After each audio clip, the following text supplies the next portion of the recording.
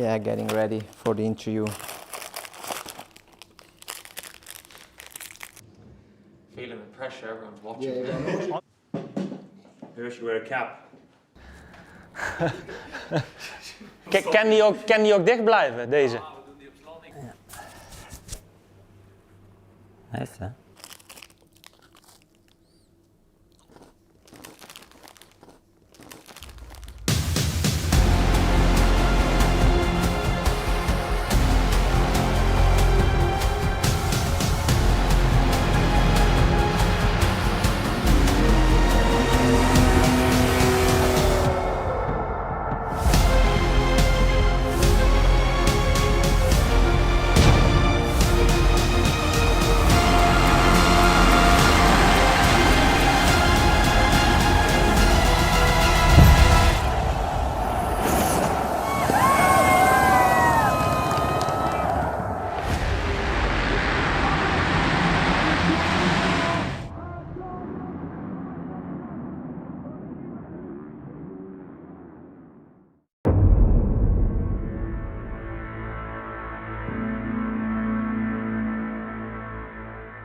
When people think of fast-paced motorsports that have money thrown at them, people naturally think of Formula One, MotoGP, but actually nestled in that same category, and maybe the most intense of them all, is MXGP. It's undoubtedly the most physically demanding sport in the world, and also these are riders that are racing on back-to-back weekends in different countries and different continents. MXGP is one of the most exciting series in the world currently for motorsport. Anything can happen, any time of day. These guys are putting in the work. It's a full-time job. If you haven't done the work, if you haven't done the preparation, if you haven't sacrificed everything else to be ready for that war on Sunday afternoon, it will show up and you will regret it. MXGP is a global encapsulation of motocross, really. A frankly ridiculous sport that blends extremes of skill, bravery, fitness, judgment, and, let's be honest, wanton delusion. I'm Jeremy Siever, I'm from Switzerland and I ride for Monster Energy Yamaha Factory MXGP.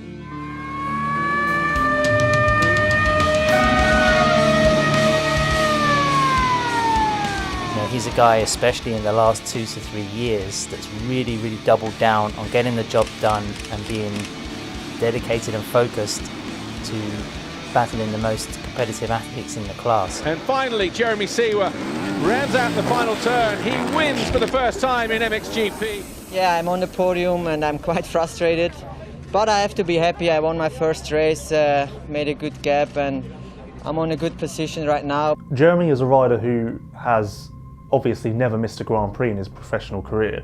That total sits at 128 heading into 2021. But also when he started that career, way back in 2014, he was attending school on a full-time basis at the time. You know, I had no idea where does my career bring me, because I was still, you know, the little guy coming from Switzerland, not much motorsport around. I was doing good, not super wow, but I was good, you know, so I never knew do I manage it complete to the top or not, so it was always important for me to do school. Star Energy Suzuki Europe, Jeremy Siever will take his first race win of the year. Could make many passes in the first 2-3 laps, and then yeah, I won the race and I'm so happy about that. Not only was he trying to break into the scene and prove himself to these team owners, he was also trying to achieve grades and deliver on that front as well. Yeah, it was one of the toughest time of my life, because I had 2 times 100%, and yeah, I was ill a lot and these kind of things, because my body was just empty, you know, most of the times. But afterwards, I think I'm glad I did it, and yeah, it worked out in both ways actually in the end, so that's perfect. The fact that he started every Grand Prix of his career and hasn't missed a round to date is a phenomenal commodity. I think it's something worthwhile that manufacturers maybe don't rate as much as the potency to win events or that kind of outright speed that we see in Jeremy Siever's rivals, but his championship finishes, you know, bear testament to his consistency. His effort level is really what seems to make the difference for me. I don't believe that there's anyone in this class that is trying harder to go faster than Jeremy Siever. And you can see the mistakes being made. You can see many times that he's riding over his head a bit. He's a little bit out of control. But I think he's come to the conclusion that that's what it takes to ride with the likes of Geiser and Herlings and Cairoli, then he's willing to do it. And I believe if he can stay healthy, if he can continue to improve and find this pace becoming more comfortable, that's going to be a very dangerous situation for the rest of the field. We can see, we can feel that he is growing, he is stronger himself, he is stronger mentally. Every year he is more confident and also believe that he can be in the front, he can also win GPs, and sure, everything will help him for this year and maybe year after to be world champion.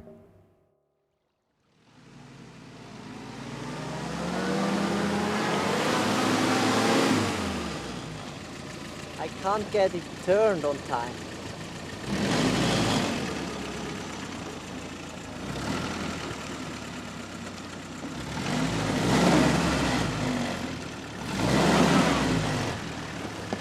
It's cool.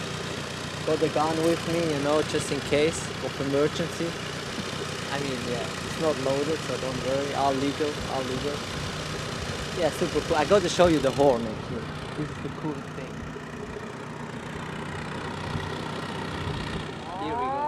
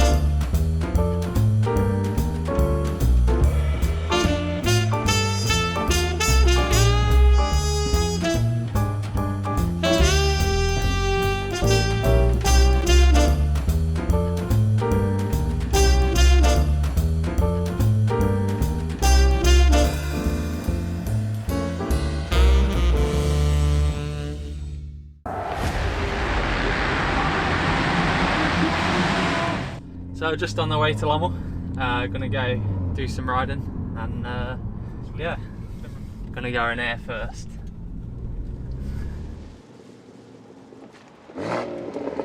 Turn traction off.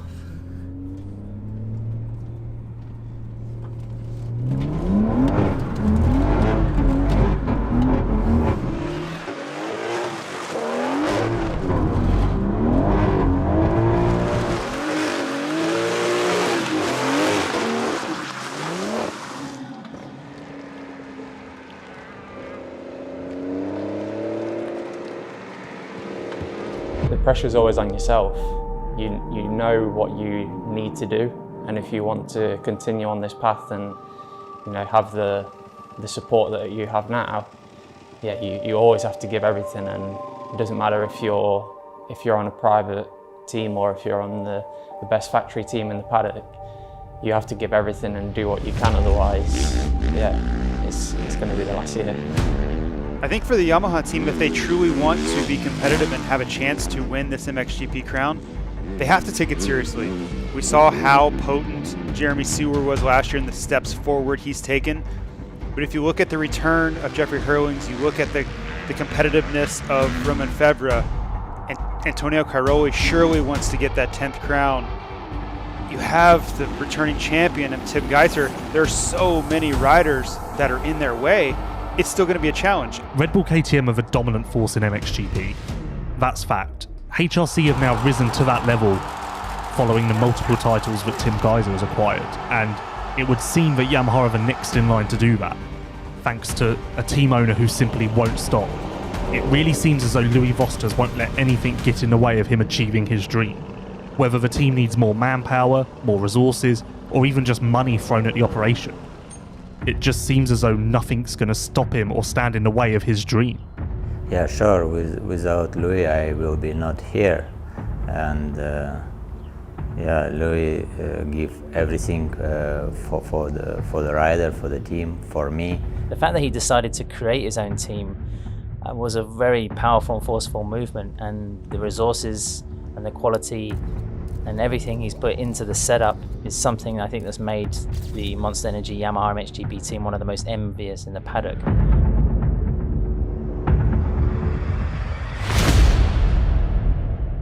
I'm Louis Vosters from the Netherlands, Bergijk. I'm team owner from Yamaha Monster Energy Factory MXGP team. One of the things that I think sets him apart from everybody else is the fact that he is now focused 100% on that motocross team and becoming a world champion. To literally give up or walk away from the company that he founded to just solely focus on winning a world championship, I think you have to take this guy serious. 2019, I stopped being CEO at Wilvo, so now I full focus on motocross, on my team. Whether it be in his personal life or his business, he has always reached the goal that he set for himself, and it seems as though motocross will be no different. He certainly won't stop until he does reach that pinnacle. To have a team around you, you fully trust, you can rely on. It's not only a mechanic who has to do his job, it's like a full-on, it's kind of a family which has to work, you know. She make this only for you. If you want, you can share with everybody. But Oh, okay. No, at the moment I keep for me. yeah, it's better, eh? Yeah. Factory teams and satellite teams, it's usually a matter of resources, equipment, attitude, and staff as well.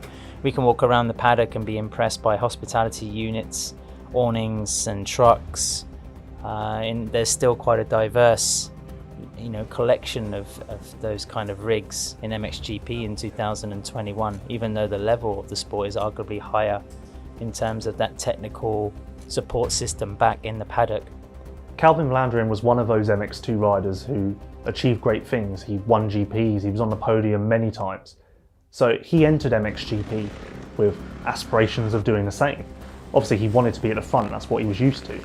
But when it came time to move on to the 450, a lot of doors were shut.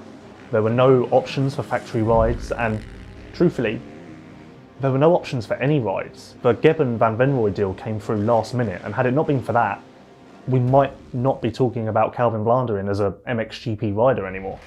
My name is Calvin Vlanderen. I'm from South Africa, but I race for the Netherlands, and I race for Gebben Van Venrooy Yamaha.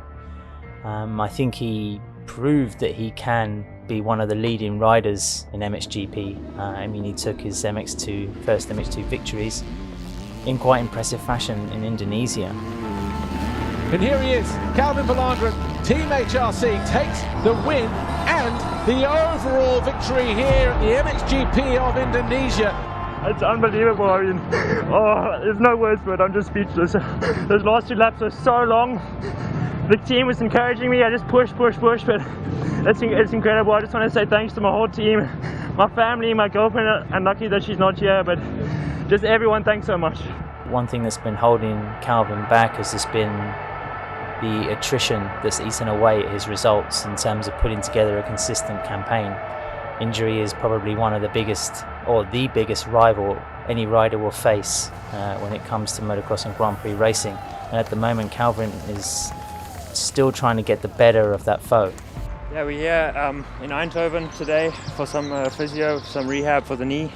It's not really rehab anymore. I'm pretty much past that phase, but it's just building the muscles up and getting it strong to be back on the bike. That's necessary at the moment. So coming back from an injury is incredibly difficult because not only are you chasing riders that have been training and testing during your downtime, you're also trying to just get your body back to full strength on the level that it was pre-injury. So the two most important aspects of returning from injury are managing expectations so you don't get disappointed if there are struggles, and then setting attainable goals so you can continue to improve throughout the season. And hopefully by the end of the season, you're right back where you were, but it has to be a process. Riders who come from good backgrounds have the opportunity to pay for rides, pay for deals, and accelerate their career a little bit. Obviously not everyone can do that, and in Calvin's situation, he's come across from South Africa with nothing, no family. He's really building himself as a person from zero. My dad got a call from a German team, Bodo Schmidt, say, oh, we want Calvin to race the full season, we want him to stay here in Europe. And I was like, yeah, damn, I want to race for sure, I want to stay here. So I had the bag for 3 weeks. I lived off that for the whole year. And just looking back, like where I lived like in a small passageway to the bathrooms of this workshop. But at that age, you don't know any better. You just, you have one goal, and that's to race here, and you want to make it as a MXGP World Championship racer.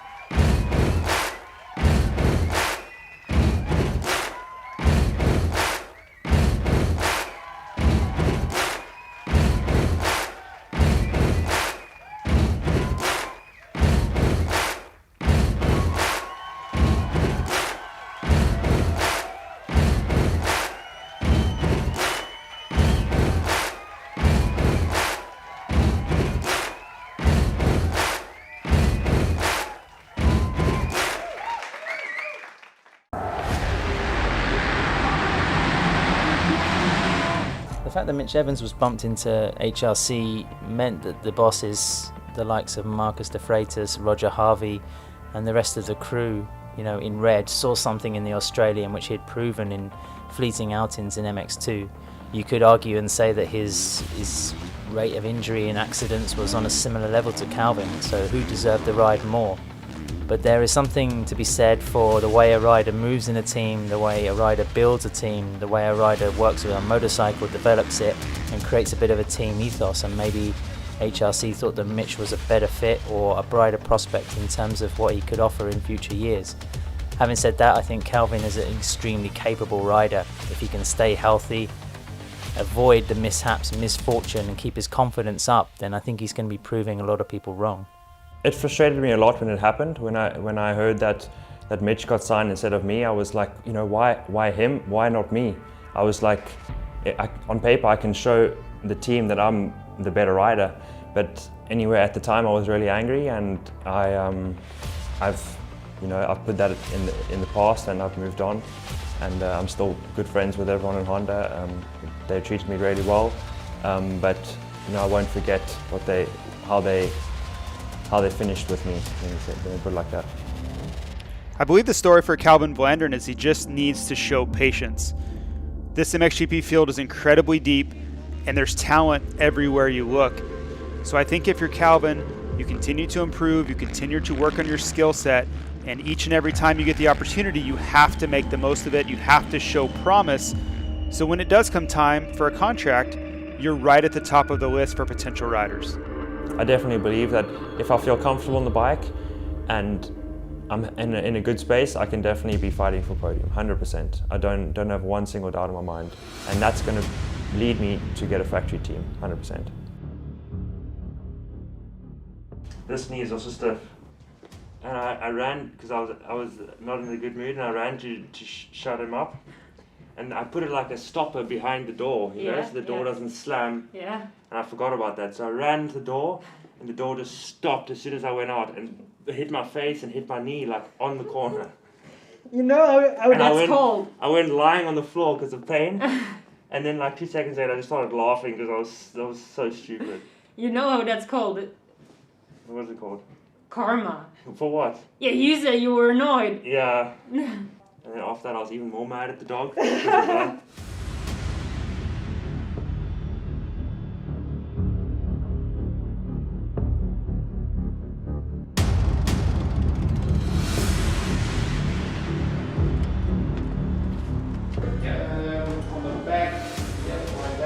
Just make sure you're completely within the lines here. Yeah, Yamaha took the decision for Ben to put him here in our team. It was quite late in the season, but at the end of the season actually. But I think it's really good to have one young rider, one talented young guy with those top riders. I think this will work. Very good. Motocross was something I just did for fun, and you know, it was becoming more serious, you know, through the years. And yeah, to be here now is, when you look back, it's been an incredible journey. Ben Watson is now Great Britain's hope, essentially. He's on a factory team. He's exited the MX2 class with 2 overall wins and multiple podiums. At the end of 2020, he was undoubtedly one of the leading riders, not only in the MX2 class, but in Grand Prix overall in terms of his form and his confidence. Ben Watson, 3rd on Sunday, 2nd on Wednesday. Your overall winner here today for the first time in his career. Obviously the ultimate goal is to become a world champion, and that is, you know, my next step, what I have and what I, you know, really want to achieve before I stop racing the bike. And he really fits on the 450. So what we see now, his riding and riding style, and he looking really good on the 450. Sure, he need to be still more faster, but I hope I know it's will coming. Okay, come on. Push. Okay, thanks. Yep. Okay, very good.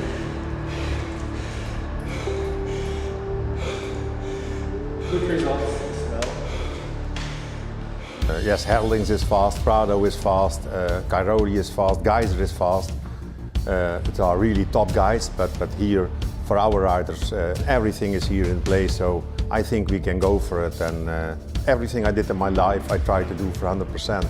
So also, this chapter in my life, I want to win and to win a title.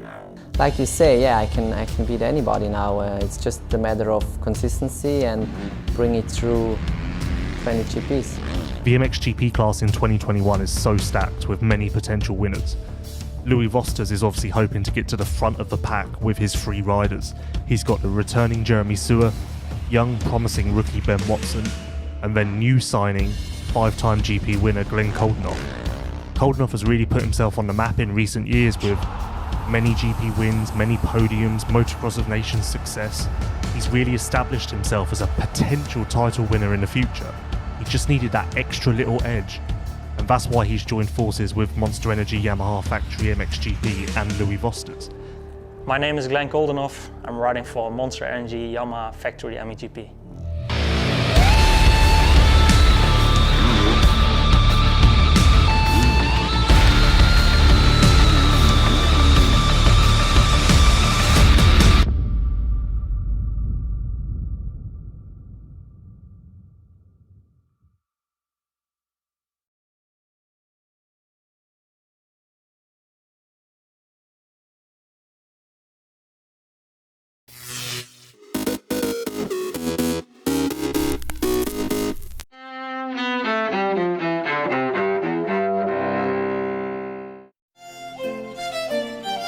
January 10th, 1776.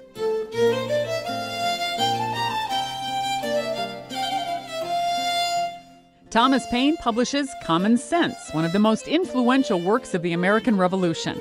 The pamphlet urges freedom for Britain's colonies in America just months before the Declaration of Independence. 1863. All aboard, but mind the gap, as the world's first underground passenger railway opens in London. It remains one of the largest to this day. 1964. Let's shake it up, baby, now. Shake it up, baby. Twist and shout. The Beatles' first album in the U.S., Introducing the Beatles, hit store shelves. The following month, the Fab Four arrived in New York on their first American tour.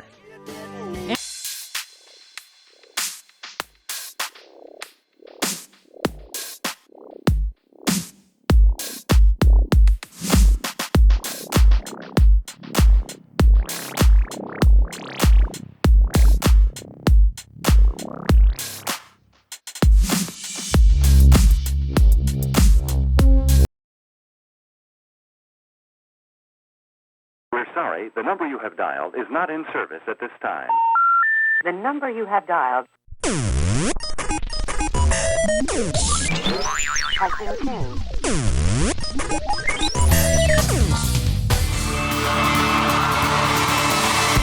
15 years old, smoking and rolled cigarettes. Running from the law through the backfields and getting drunk with my friends. My first kiss on a Friday night, I don't reckon that I did it right. I was younger then. Take me back to when we found weekend jobs. When we got paid, we'd buy cheap spirits and drink them straight. Me and my friends have not gone out in so long. Oh, how we've grown. But I know where to go home, and I'm on my way. Driving up 90 down the country lane, singing to Tiny Dancer, and I miss the way you make me feel. It's real when we watch the sunset over the castle on me.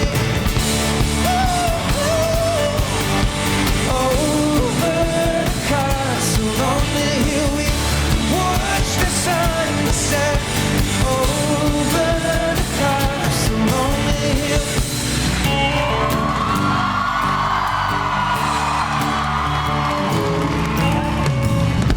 One friend left to sell clothes and one works down by the coast.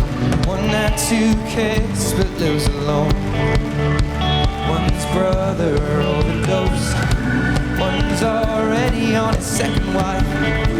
One's just barely getting by. These people raised me and I can't wait to go home, and I'm on my way. I still remember these old country lanes when we did not know the answers, and I miss the way you make me feel. It's real when we watch the sunset over the castle on the hill. Over the castle on the hill, we watch the sunset over the castle on the hill.